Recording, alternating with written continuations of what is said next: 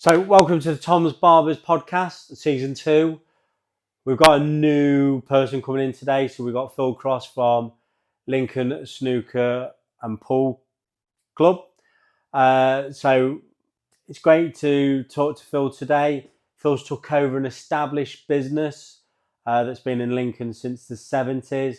So, let's go meet Phil now and discuss what he's up to.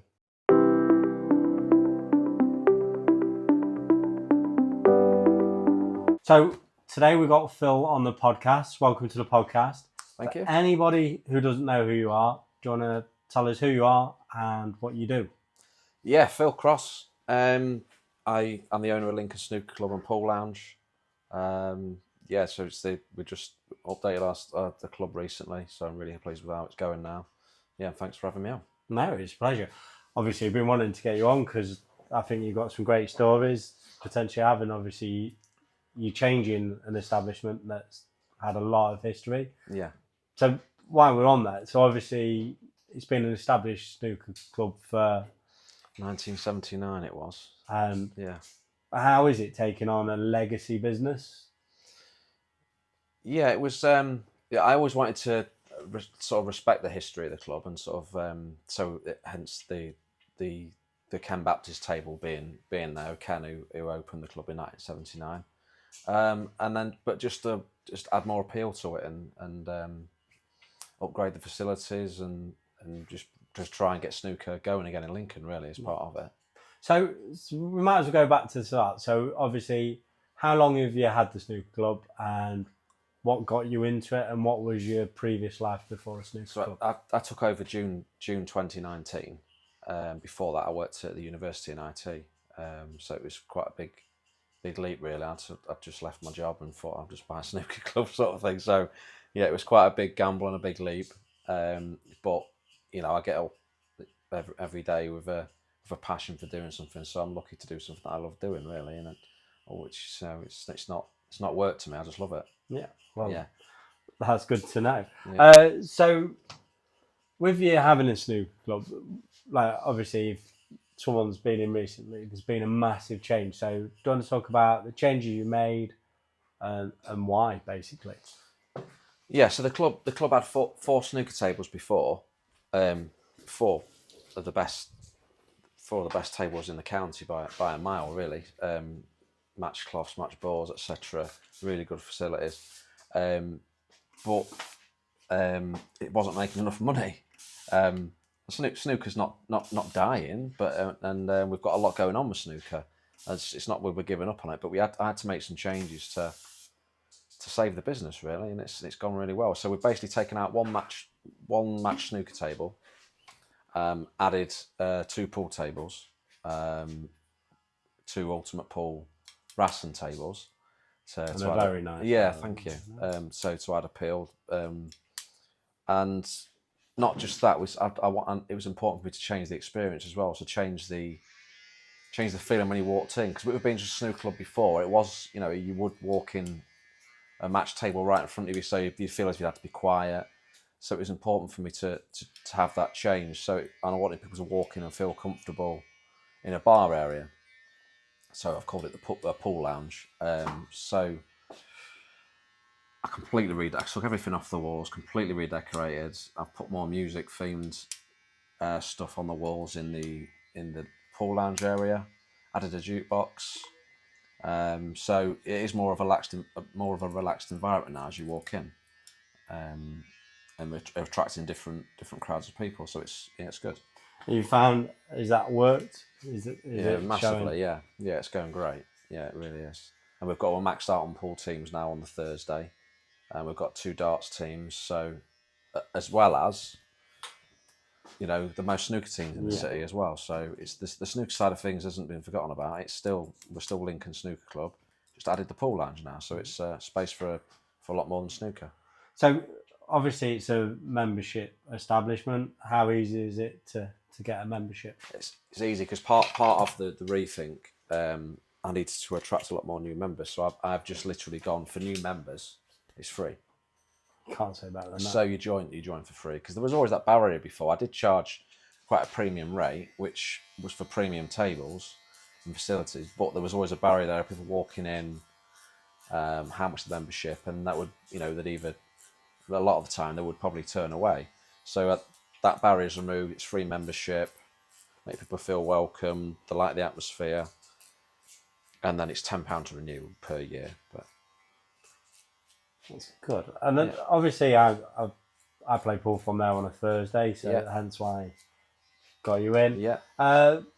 Obviously as well, you do a lot to try and get young people into snooker. Obviously seems like it's really important to you.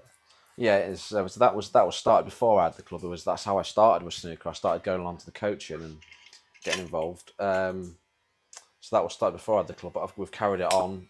It was struggling, but I managed to raise an amount of money in the summer to enable me to have, I think we had about 8 to 10 weeks of free snooker. We've managed to grasp a really good group together now. So we've got a regular 15 kids on a Saturday morning attending. So that side of it's going really well, and they're really improving as well. So is that capped? Can people yeah, you can still come. Is there an age restriction? Or? No. But I mean, you need to get in touch with me, because we are pretty full every week. So I need to know who's coming. So which we have a WhatsApp group for and bits and pieces. But yeah, feel free to call the club or email me, and we can get the more the merrier sort of thing. Because if it grows any more, we probably have different hours of doing it as well and different days. But that's going really well. I've got people that help me do that, some coaches. We've also got players that have been coming for quite some time that are getting pretty decent. Young Jaden Hunt, he's coming on really well in the league. Who else? We've got James Lilly doing really well. Yeah, we've got some real good young players coming through, and the ones that we've got come into coaching that were real beginners when they came, we've seen improvements already. So yeah, that side of things it's really picked up. Is there an easy pathway into pool? Into pool? Into pool and snooker, because I noticed as well you're doing some exhibition with pool players as well as snooker players. Do you mean as in getting into to play competitively? Competitively, professionally. So snooker locally, obviously there's the LDBSA, which is the Lincoln Snooker League. There's plenty of opportunities there for people to play, and that's the aim. That's the long term goal, really. We're not searching for the next Ronnie O'Sullivan, if you like, but it's to increase participation in the local league, and whatever. Obviously, there's no limits on them. So with regard to getting into the game, Jaden goes across the country playing EPSB events, for example. So playing against other young players and at different places, and then develop maybe to go on the Q tour, which is and then go Q school, which try and get on the tour maybe. But that's the pathway. Yeah. But some of the youngsters are also obviously playing pool, because we've got more pool tables as well now. So where do you see the club going in the end? Because obviously you kind of pigeonholed with space. You kind of where you're at now. Pool table. So I've gone from struggling to needing a bigger club within a few months. It's great. Not a bad problem to have at all, is it? But so see it going. I think it's important to have and obviously I've listened to other club owners and read bits and pieces on that. I think it's important these days to have that hybrid club where it is pool and snooker, if you can fit American pool in, ideal, and darts, because like I say, just with snooker it wasn't enough. There wasn't enough demand, because I really was taking most of the demand for snooker. Really, if you were a serious snooker player, you played at my place, really. But so it's important to have that hybrid. How far does the pool lounge go across to the snooker bit? Hopefully I won't need to do any more than I've done, because hopefully it'll keep going as well as it is, because everything's on the up, really. Was there times that you was really panicked that things wasn't working, as a new business owner? Was there times that you struggled? Yeah I mean, I took over the business in June 2019, and 9 months later, the whole world shut down. So that was a bit stressful. It's stressful for all business owners. How did you cope with that? Though? Did you get the support, or was it? I got the support. I didn't get any of my earnings because I think you had to have 3 years worth of books. Yeah, so that was gone. So, but I just got the local council grant, which clung on really until the end, and then come out of it. But yeah, that was pretty stressful, and then a good few years after that. But like I say, in the last year or so, things have been a bit tough. It's always been tough over the summer with snooker as well, because the summer league, the snooker packs up, you see. Whereas pool goes all year round, darts goes all year round. So that was always a challenging time, and so obviously the changes made, they're going to make it more of an all year round club now. I think that's what you need to be, though, isn't it? Yeah. So, have you got any big events coming up? Because I noticed you do get some big name players in for exhibitions.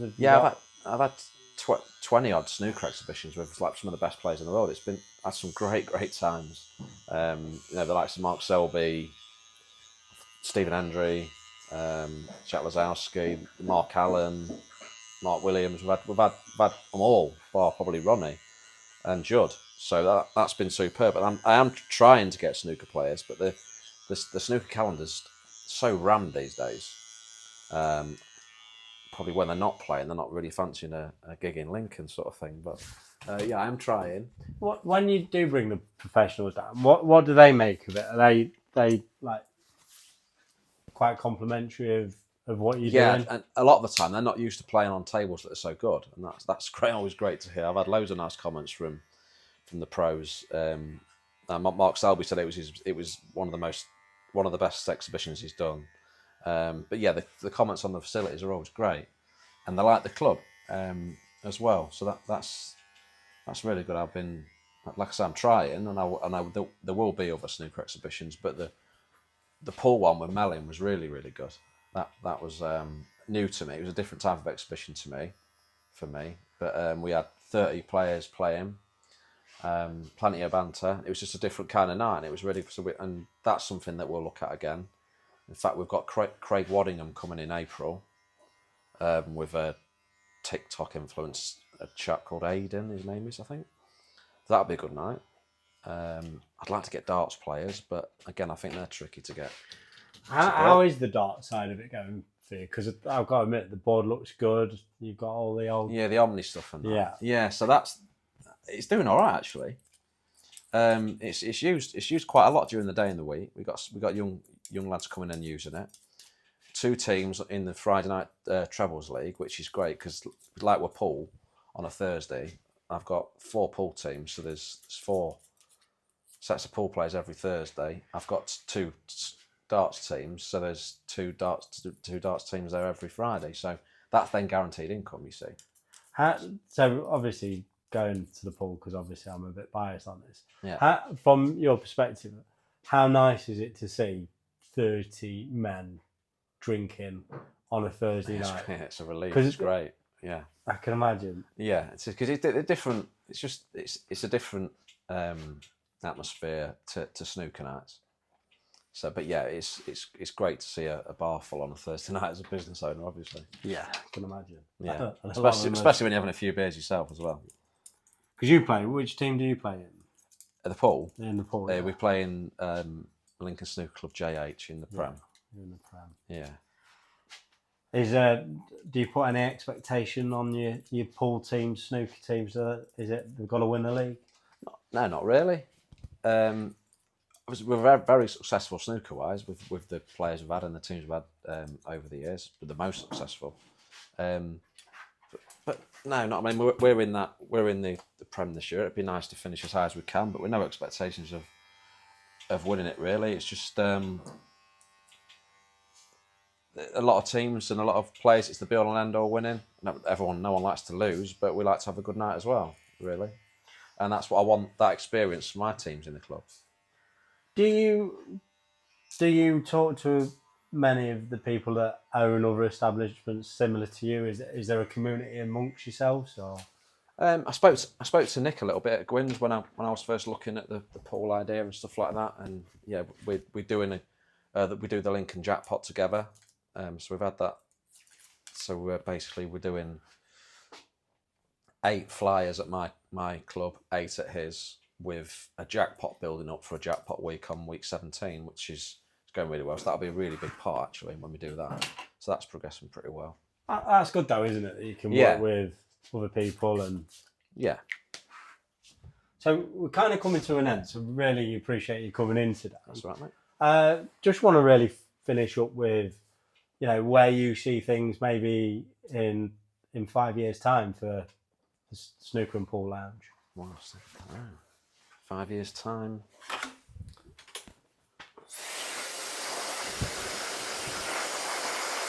Good question, Tom. You edit this, don't you? So I can have a think, can't I? You can have a think. That's all right. You can have a think while I'm drying your hair, and then we're back to it. Yeah, 5 years' time.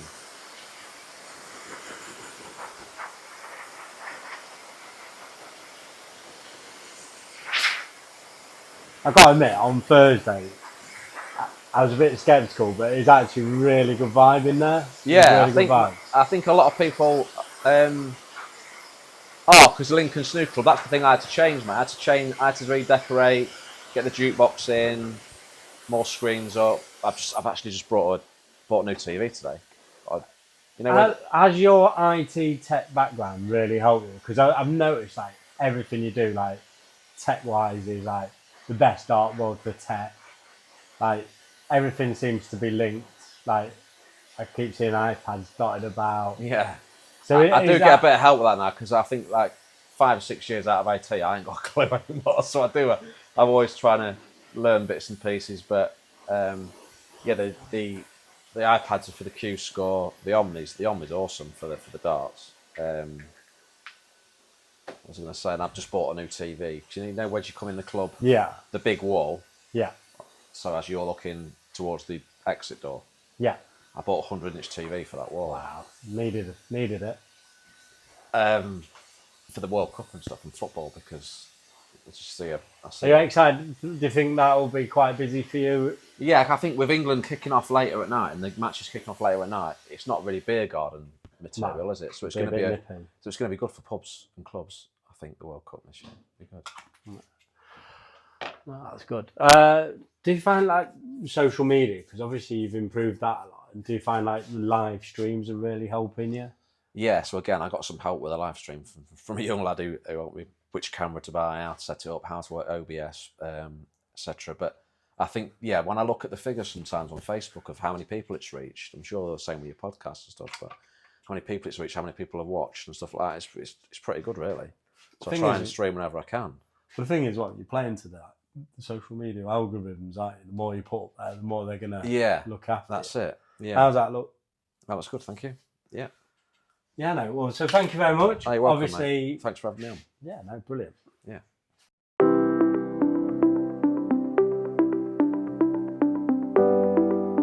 Well, it was absolutely fantastic to have Phil in. He had so much to talk about. Sometimes I worry that because we're doing haircuts, we don't get to have a long enough conversation. If you do agree with us, we might look at trying to make these last a little bit longer. But yeah, it was great to see that what Phil's doing with the kids coaching, how he's changed the club so it's more successful. And again, the way he collaborates with other people. Anyway, thank you very much for coming on the show, Phil. Thank you very much for watching. See you soon.